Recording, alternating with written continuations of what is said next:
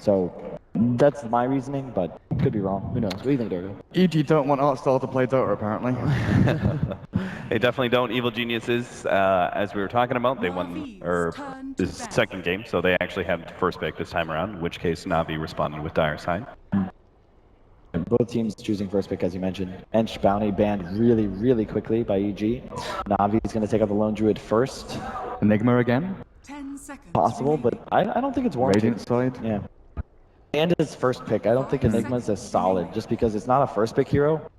And if you take something in the first phase that's relatively anti-Enigma, I just, honestly, no matter how good Fear is with the hero, you can't afford to be afraid of Enigma first two. What about Smells Invoker? He has been stellar this tournament so far with Invoker. He's played almost every game, right? And dropped one? I feel like when you ban a hero, it's something that the other team plays significantly better than you do. Brought that up yesterday. Intendi's kind of really, really good Invoker. Plus, it's another thing. Can you really afford to be afraid of first pick Invoker? Apparently we needed to be, but I don't know. It's again, EG is just so versatile. They can do so much. It's more about trying to deny them the set strategy they're looking for versus, okay, well, this hero's power level is too high. We can't let them get it or we're going to lose, like you might have with other teams. But again, you say Samael's Invoker is really good. I could probably name a few more he's not bad at. That's very true. We also have the Universe Nature's Prophet that is obviously incredibly strong, and we're talking about offlaners for general. That is not something that we've seen so far from him. So if you want to go on Swindle's philosophy of ban something that they're just better at you, then we can probably presume that Universe is a better Nature's Prophet than general at this point. Digiral usually plays the Nature's Prophet safe lane as well. Yeah. Oh, that's true. That's true. Before they pick him, I think it might be Avenge here, to be honest. It seems a little odd, but I wouldn't be surprised if they just take something. Yep. They're amazing, you know. Okay, right? so now the Bat Rider preemptively countered, right? Exactly, and in addition, because if they take, let's say, Invoker, if I'm Navi, you know, General loves his Bat, wants it every game, boom, Venge Invoker, or Venge Bat, sorry.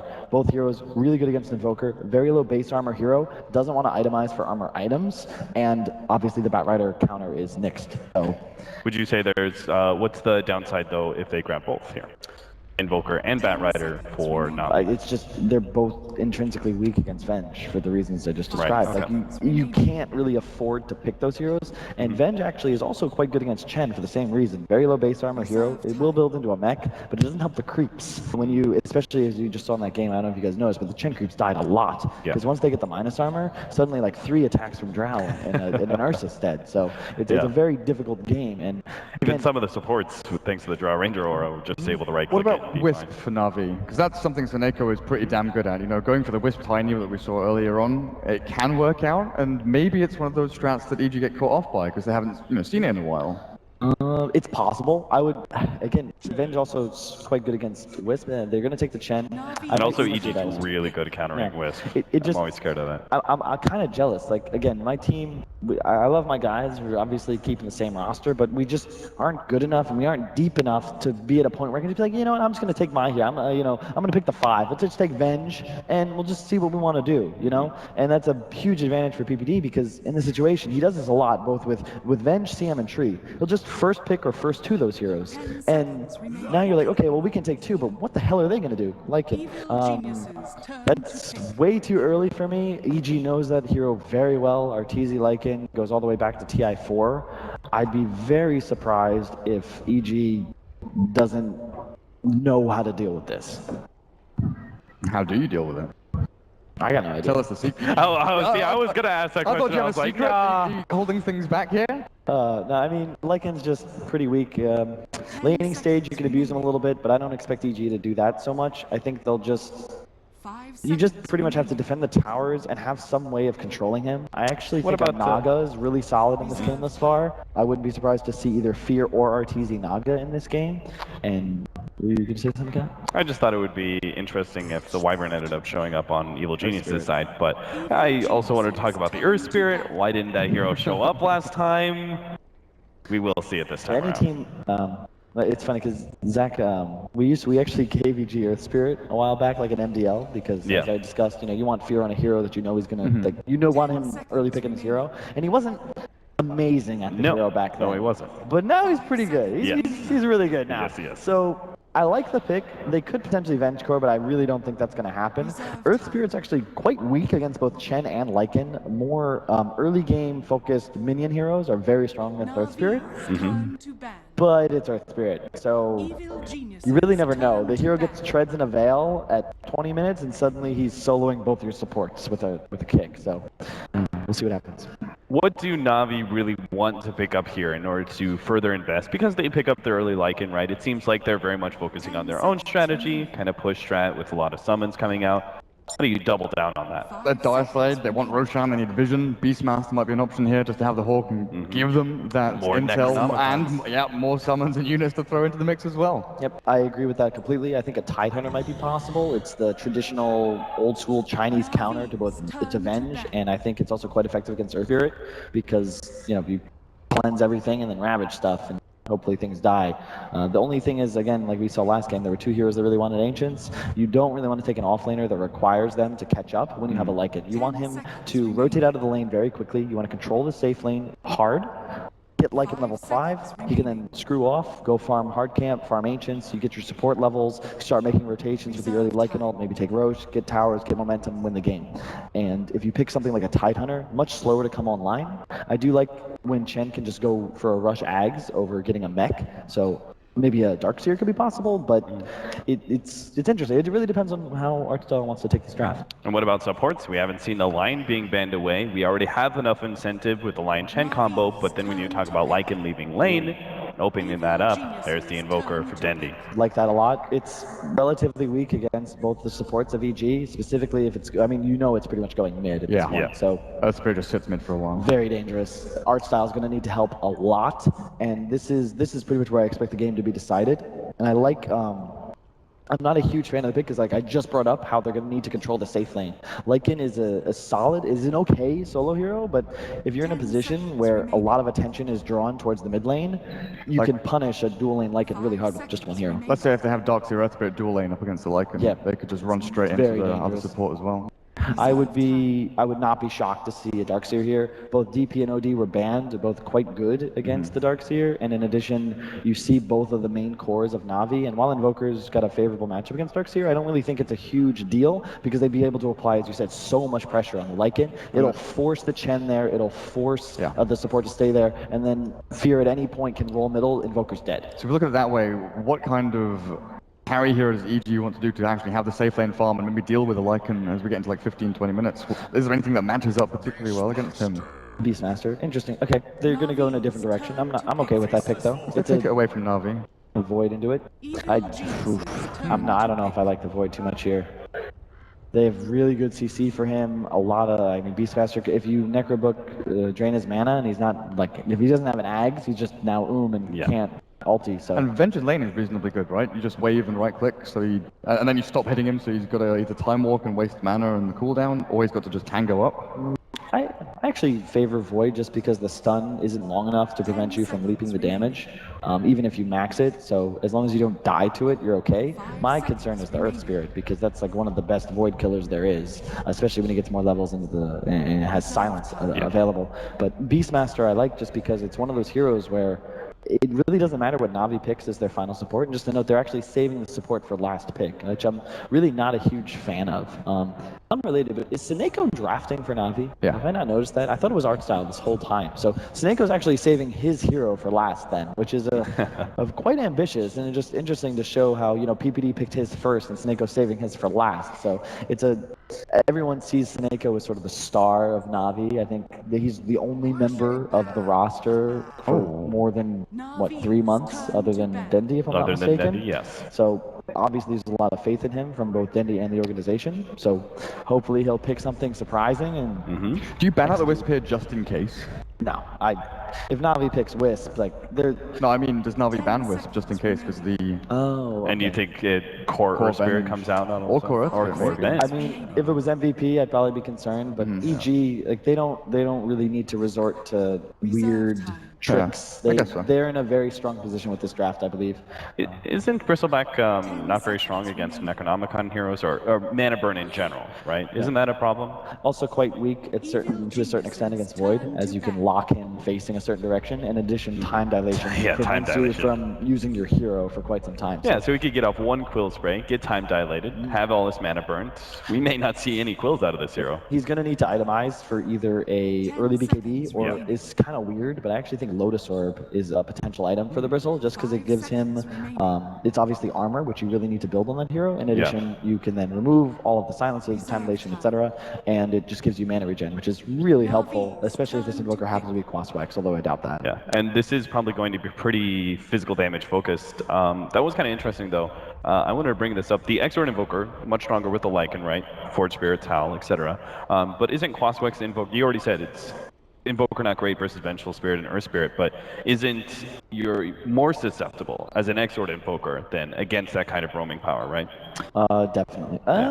It's hard to say, to be honest. The thing is, when you go the old Forge Spirit build, you can, it all kind of depends on how the game goes. The 2v2 of Chen Invoker is much stronger with the Forge Spirit, but it's really hard to say. And they go Disruptor, which... Because especially as Invoker, you're not going to be looking necessarily for kills with Sunstrike. You probably have like Forge, Cold Snap, Ice Wall in your rotation for the first, 7 or 8 minutes or so. Because you don't have any like hard stuns to look for Sunstrike kills. I'm not really sure what EG is going to go with this pick, but they can pretty much do whatever the hell they want to do. So Could you run through the lineup and tell me what lanes they're going to? I know you're not going to be 100% certain with any of them, but... Talking about EG? Yeah, EG.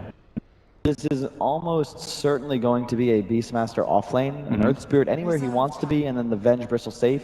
And EG, and I agree with this, they save Sumail's hero for last, and they continue in like the sort of Chinese style of they have 2 supports and an offlaner in the first 2, and then they save their 1 and 2s for the last picks, which allow them to then counter the draft of the opposing team. I am not quite sure what they're going to pick for Sumail. They got 8 seconds. I'm going to just go out on a limb and just go with maybe a Lina. Wow, I was off. Okay. Solid pick. That's going to be a Spectre for Arteezy, and then the Bristleback mid, which isn't that bad of a matchup, I don't think, against the Invoker, especially with Exort.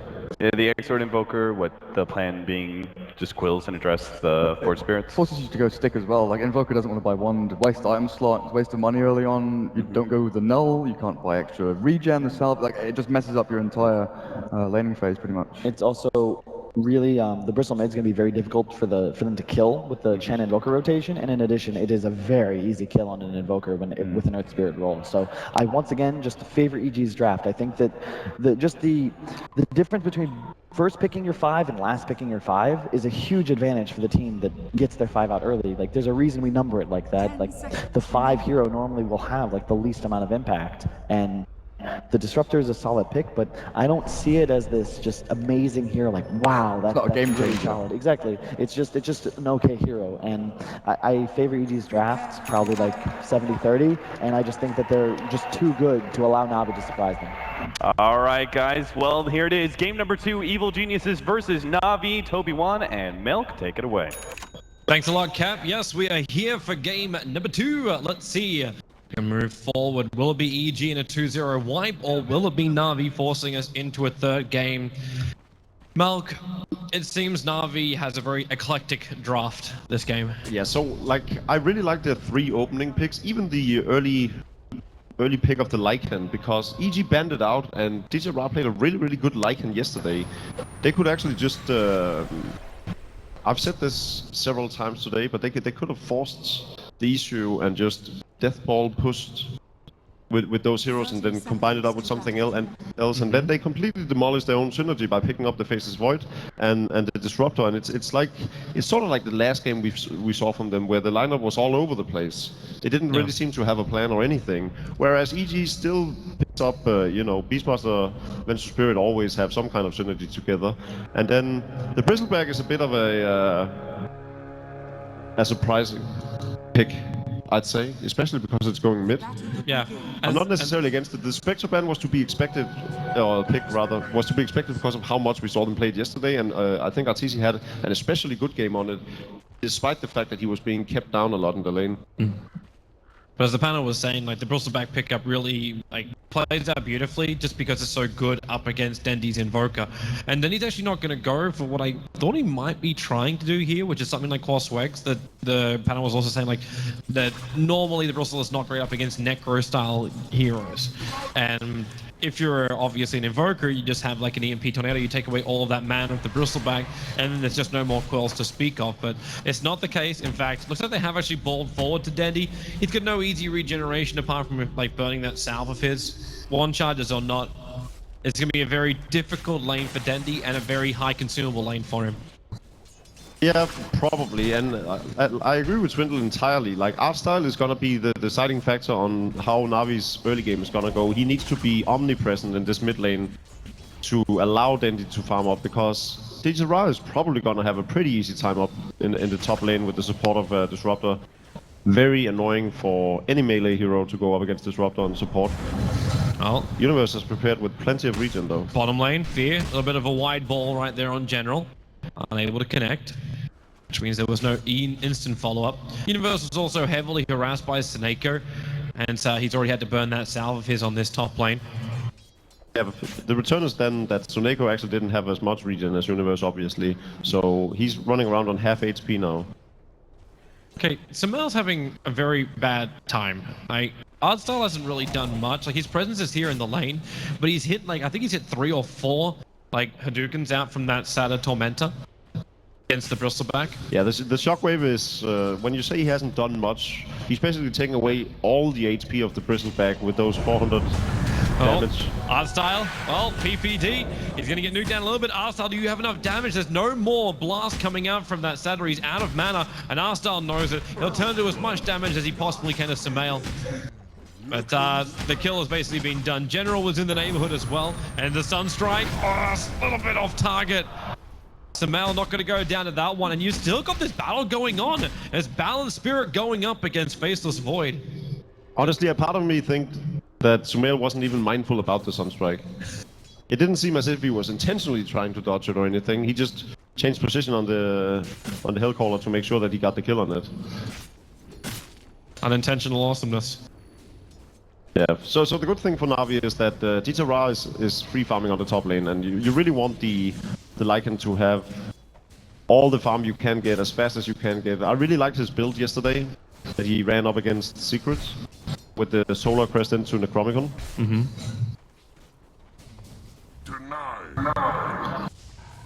Universe, though, is still finding a lot of levels on this offlane.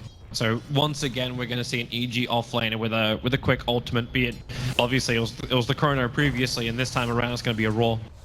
Yeah, so you can see Artstyle is trying to be as proactive as he possibly can on this gen right now, constantly being in the face of EG. I hope he commits to a set of boots, so that he isn't as easy as a target as he is right now, because Fear alone, also without boots, can kill him with the Orb of Venom. Mm-hmm. Oh, not going to go on PPD. RTZ, what's he got coming out? So it's going to be the end of his poor man's shield, plus the extra quelling. Man, this movement from Artstyle, it is actually keeping the supports and focus of EG on him, and whichever lane he goes to. So now you've actually got Fear not adding pressure onto Dendy, and that was the big point we were looking at. We were looking to see if Dendy would actually end up dying. Exactly, and that's definitely worthwhile, because you'll have Dendy free farming on the Invoker on the middle lane, and you still have Ditara farming on the top lane as well on his Lycan.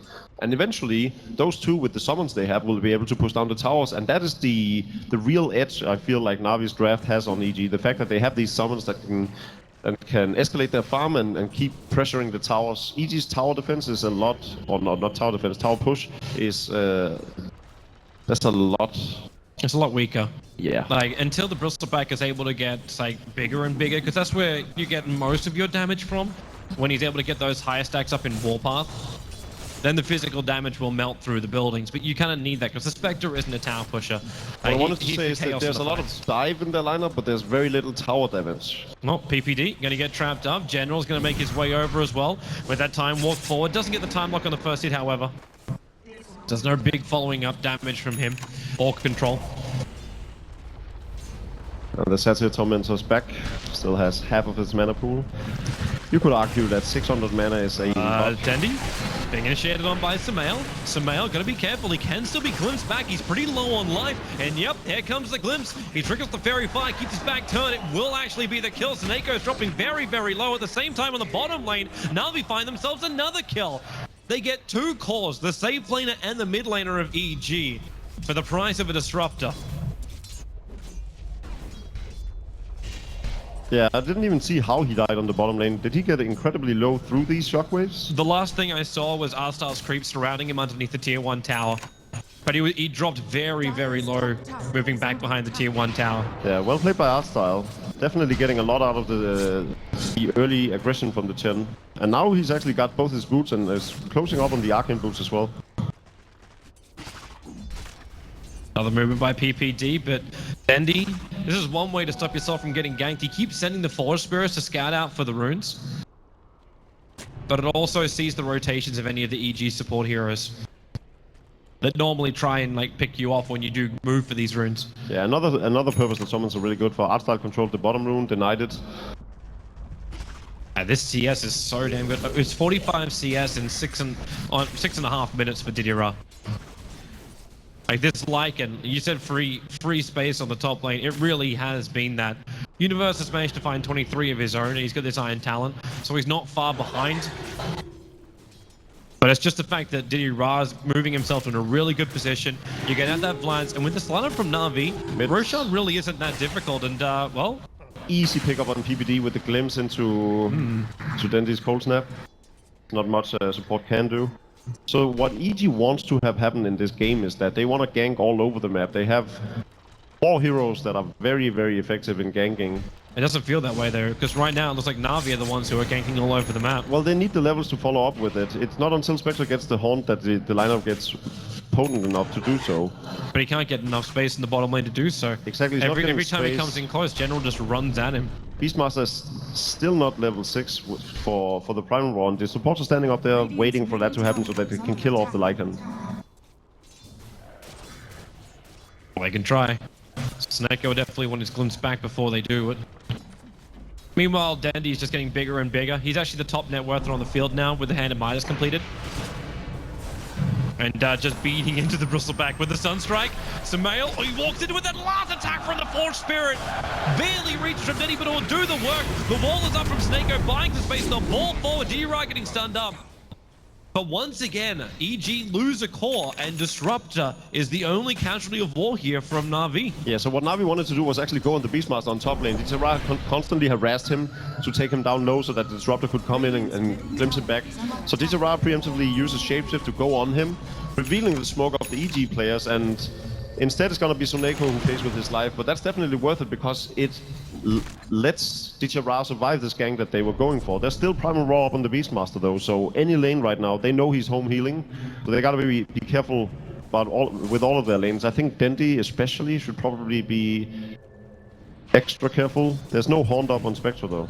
Yeah, he used it to get up to the top, and now EG, they are smoke moved. I want to keep my eyes on General's TP scroll, see if he uses that, because if EG do decide to fight and they fight underneath that tier 1 tower, like this moment of Chrono might save the life here of Didira, but okay, no, he's permanently locked down. EG just, Na'Vi just accept the fate that their Lycan is dead, and they'll look for the best trade-off they can possibly get, which is tier 1 tower damage on the bot lane. Yeah, because they must have known that one of the lanes was gonna die. I like the two from General. He starts to cut through the tree line. It looks like he's trying to see when EG start their TPs in. If they start their TPs in. The ball comes in towards mid lane in the meantime. Dendy, Cold Snap. He's got 2 Force Spirits on him. He's actually going to kill off Fear. The Hand of God gives the extra life as General. He'll arrive, but it's a little bit too late to get that Chronosphere off. But they already achieved, again, what they wanted to do. That tier 1 tower is lost on bottom lane. And Snake, this tier 1 tower on top lane took minimal to almost no damage. And how big is Dendy getting 4 kills in 9.5 minutes now with 5.3k net worth? And how this sounds weird, but it was actually the best death they could have hoped for on the top lane because it allowed them to freely take the bottom tower, and it allowed Dendy to continuously pressure the middle lane, knowing that whatever gank would come on the middle lane, it wouldn't be near fearful enough for him to actually die, especially not with Hand of God being available for Artstyle. The next big point I'm waiting for is to see, one, how effective that Haunt's going to be from the Spectre, and also see, because if it's not that effective, you are running an Invoker who likes to solo Roshans on Dire side, but it's also a Vladimir's offering already over on Didira. Can they slip inside of Roshan and take it without EG contesting them? I mean, yeah, Roshan goes down immediately unless EG comes with full force. It's just if they see it coming. Yeah, I think Dendy could very well go in and take it on his own. Well, they're going to come for... Well, actually, it's General who's in the mid lane at the moment. A 3-man smoke move from EG. An even bigger problem for EG is the fact that they lost their bottom tier 1 tower. They are in a position where they want to gank as much as humanly possible, but they have no control of their own jungle. I think you're dead, Snako. You've hung around way too long. The axes will fly. He's going to miss on Snako. And Spectral Hawk throws the ulti out. Are they really not going to be able to reach him? The kick, it flies a long way in from Fear. But the second they show themselves, Na'Vi capitalize. They're instantly into the Roche pit. This isn't at all a worthwhile trade. They commit 4 heroes to this. The Spectre Haunt as well. And Na'Vi picks up a Roshan. This is support hero for 4 hero rotation and Spectre Haunt.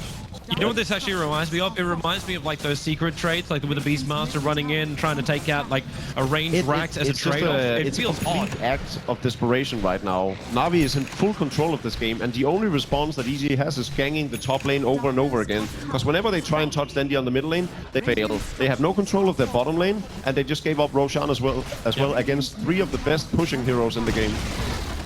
And instantly a tier 1 tower in the mid after it. Art style, okay, that mech is going to be coming up a lot more, like, rapidly. How is Dendi looking for his money?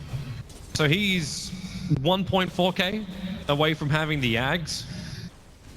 Yeah, the early game aggression paid off for Artstyle. If it had gone any other way, he started out with a death, was level 2 for a long time, didn't have lane. boots. General, Leap, Chronosphere. Snako doesn't have his ulti. He can still put the wall up, and Spectre has no way out. With the extra help from Sunstrike, they find the kill, but Dendi initiated on the mid lane, and there is more than enough damage to find the pick off.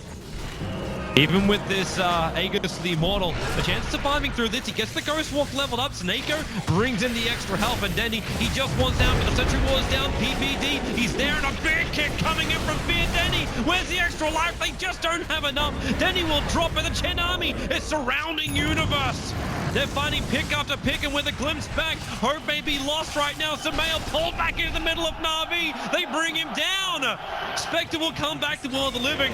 His horse still on cooldown, but Na'Vi, they've got the momentum. They're going to take themselves another tower. We are 13 minutes into this game. There have been 2 big fights going the way of Na'Vi, and they've managed to remove all out of towers on mid and bot lane. Talk about momentum. They're all over the map. They're in complete control of this game.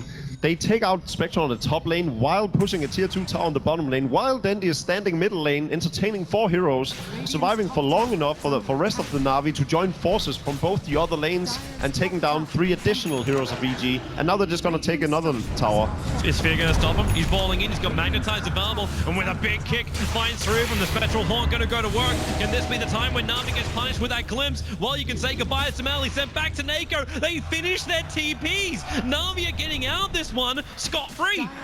Tower is under attack. Invisibility.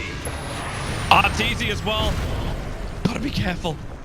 If he kept that chase going, he would have ended up dying. Dendi has an Aghanim Scepter. We are 13 minutes in, and he has Hand of Midas Aghanim Scepter. This game is completely out of control, but where did it all go wrong? EG, we looked at their draft and said, hey, this actually looks pretty damn decent. Like, the laning phase should go really, really well. Artstyle did what Artstyle needed to do. He opened up the map, allowed free farm for DJ Ra, which forced EG to move on him constantly with most of their lineup. They committed 4 heroes every time they needed to take a kill on the top lane, and worst part was, 2 of the times they only found Suneko. They're going to find another kill here. General's got his ultimate. He's going after PPD for the moment, leads forward, and there's the ulti on Universe. A little bit of missed energy coming out there with Suneko. The Sunstrike is not going to hit us smart, but Universe will still end up dying. It wasn't pretty, but the damage was done. Yeah. But that's something that Na'Vi's going to have to tighten up. Remember, you cannot give any kind of openings here for EG, even though they don't have like that wonderful combo of like the Dark Seer as well as the Earth Spirit, which turned around so many games in Shanghai. So the first level of Necromicon up on DJ Ra now. EG did manage to put his farm to a temporary halt. Top tower has fallen. And he's got that, but you got a Blink Dagger over on the Faceless Void.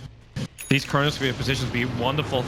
Looks like we've got another glimpse going on as RTZ right back into the fight. And can Artstyle really in position, but as Dendi Sunstrike, they'll finish the job. Once again, Magnetron is trying to clean up a little bit more of this fight, but the mech is just, it's repairing almost all the damage. And Fear, he's being chased down by a wild animal. Sumail has to try and become this buffer between himself and the rest of the team and Na'Vi, but he's just dragged back too fast. Sumail so low. Dendy's picked up the VS, and Sumail, he's going to barely, or will he? That urn charge is ticking him out. The Sunstrike. Sumail, this time he is well aware of it and dodges the UV rays. And even with the dodge on the Sunstrike, this is the old guard of Na'Vi. It's Artstyle and Dendy completely outclassing, outshining the entire Evil Geniuses lineup. Oh, really? Okay, these TPs are coming. But you can't do that. Like, you have a disruptor on the enemy team. Like, that TP is all for naught. You burn your fortification, but you're so far out of position now. And they're gonna let the... Oh, okay. They're gonna smoke underneath the Radiant Observer Ward, just trying to get the movement speed to get away. What flew in on the Courier was actually the Blink Dagger for Dendy, so he can easily escape. But that tier 2 tower still gets to 9 off. All outer towers gone 16 minutes into the game.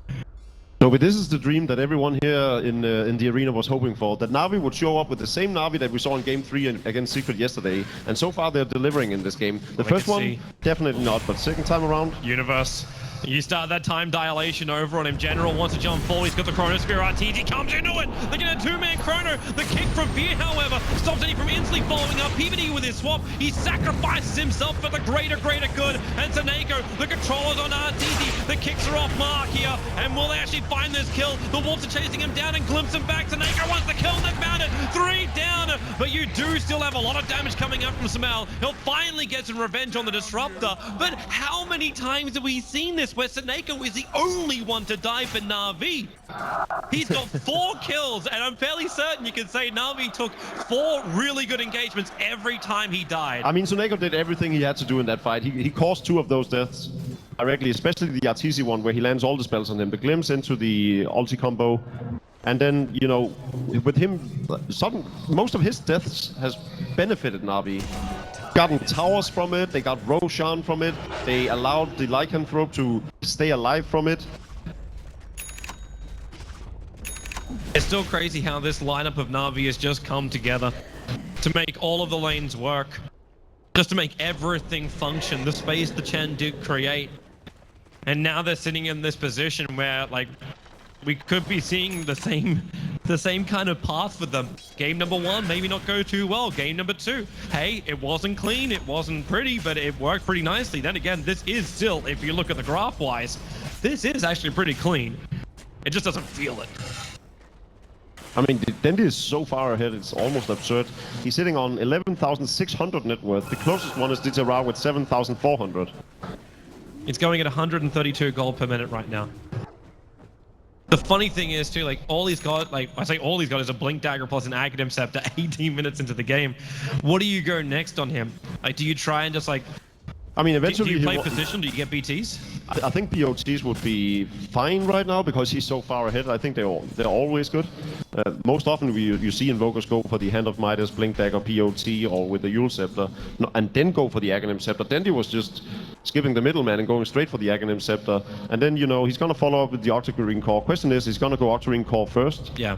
Or the Boots of Travel. Right now, he probably feels like he's moving around enough that he doesn't need the BOT, and he's going to push with his team anyways. He doesn't need to do the split pushing. So maybe going from the Octarine Core, ensuring more survivability through the Soul Booster, so that he won't die to the Beastmaster combo, is probably fine. We're trying to find, well, the cure to the spirit, just to boulder away the tornado from Dendy, perfectly on the mark. Fear thought he was good at home, but all he's going to do is he's brought back in a body bag to the EG base. He burned his Magnetize as well for this. Na'Vi's not going to be pushing anytime soon, however. More than likely, they'll probably wait for Roshan, and this is this one nice thing for EG. Roshan's almost max spawn time. Yeah, and a bit of a breather to EG through the death of Fear. That'll be a whole lot, and there's no real items to speak of on Artis. He has the Drum of Endurance, the Urn of Shadows, and his Space Boots, sitting on 1,000 gold. Like, he actually has to go in for Diffusal in this game, or Manta Diffusal. Like, if he goes for Radiance, it's going to be too late. The game will be over. Necronomicon 3 finished up on Lycanthrope. Universe has done a decent job at staying, keeping up in farm. Necronomicon 2 on him. I'm still seeing this money appearing more and more for Dendy. But 3.6k gold stored. Like, he would have bought BTs by now if he was going to buy BTs. Could he actually rush up something else? Yeah, Scythe of Vice, I think. PvD? Tornado's a little bit off target. Yes, that would be really nice. But PPD locked in the tree line. Easy kill on the EG captain. You know, when you never go to Fountain, you do need some kind of mana regeneration, and what better to have than a Scythe of Ice? Keep our eyes on the courier. Gem's now up for this Disruptor, so this map's going to become very, very dark for EG. I say very dark when you are running a Beastmaster, so the Hawks should always be giving you extra information. But you see just how close EG and Na'Vi are farming, and how much Na'Vi are invading the sides. So while Samal's taking Ancients, General's like, well, okay, I'll take some of that experience as well. Sunstrike's on the way, Samal moves up. Then he actually takes both of those last hits, I think. Yeah, he did. No, he take. No, I think The small ones. Yeah. Yeah, he only got one of them because the gold popped on a little late on the other one. General still here at Arteezy, with Dendy BTing himself force. He did actually end up picking up the Boots of Travel. He's still got a surplus of about 1,600 gold. So maybe a little bit indecision exactly which path he wanted to go. This time around, Arstyle won't have the delayed Aghanim Scepter. I mean, this game is so far just his playground, right? The one time he died, he entertained them for so long. They committed 4 heroes to it. He almost killed one of them before he went down with the Aegis just. And I imagine he was just sitting there smiling, waiting for his team to come. Look how much EG is trying to commit to getting rid of the vision. Like, there's sentry wards all over their top lane. Their obs are about to time out. They do have a fresh one at the top river. There's a little bit more of a warning. As Diddy Ra, he's currently a ward for Na'Vi. It's been very endemic to how EG has played this game. They only have control of the top lane. Yeah. Alright, Arteezy. Yeah, he's too far away. PPD's going to take too long. His sentry's too far away from the obs as well, so they know the PPD's rotating over.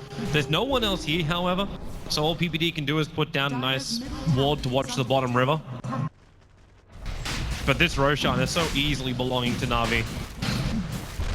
And who do you give it to? Like, you look towards Dendy, right? Like, he's the biggest one. Diddy Rust, like it is normally not the greatest Aegis carrier. Yeah, we talked about this yesterday, how it doesn't really matter if Lycan or even Death Prophet have Aegis. They already committed the ultimate. That Observer Ward lasted a grand total of like maybe 30 seconds. Just that gem on Taneko. Now you lose your sentry wards as well. 22, 23 minute Aghanim Scepter Chen. What creeps has Artstyle got? Actually, he's got none. He has to wait for them to spawn up. Yeah, that's a fairly common timing, especially when you're as far ahead as we are right now. Ooh, perfect. He gets a Granite Golem. One of the two you want, the Black Dragons and the Granite Golems. For pushing, this is actually the preferred one, I think. If you have to choose one of them. 15% HP increase is pretty good.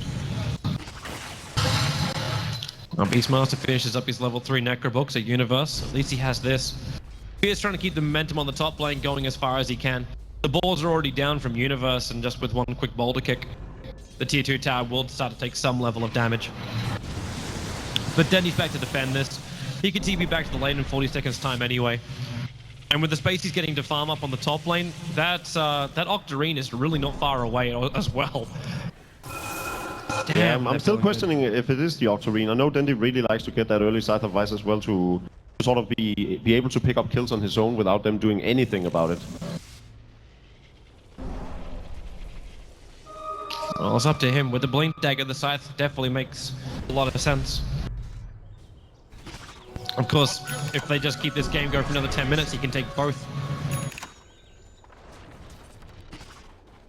Yeah, but I feel like Na'Vi can just force the issue right now. They just need a bit of decisiveness and then just commit to going. They actually haven't breached high ground at all yet. Which, with how the game has played out, is almost strange, but they've just been fighting their time. They're not giving EG a chance to get back into this game. It's the patience which we weren't certain we would see from Na'Vi. We definitely didn't see it from them in their quarterfinal game 1. General is looking for Arteezy, knowing that Dendy can TP down on the creep wave. It's pretty damn close. But not close enough. But yeah, can Na'Vi actually end this game? Do they have what it takes? So I think what they're fearful of is the fact that what if Beastmaster, Ross, Dendy, and Magnetize lands on everything, and Bristleback is in the middle of everything, just firing off 10 quill sprays, then maybe EG might actually win the fight.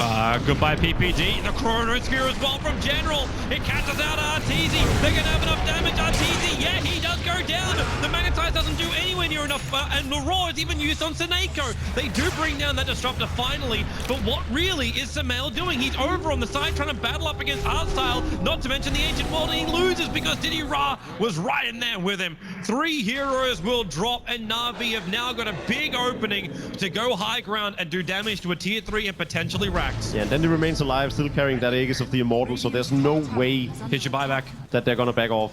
They could fight this. In fact, it looks like EG will be fighting this one with a buyback into Spectral Horn. Instantly, Arteezy will be on the front line. And they need something from this. They really, really do.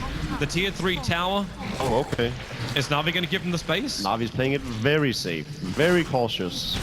Well, they don't expect us up in 2 seconds time anyway, so They do if not they force want the to Rax, risk overcommitting. it's the sendback. It's the sendback.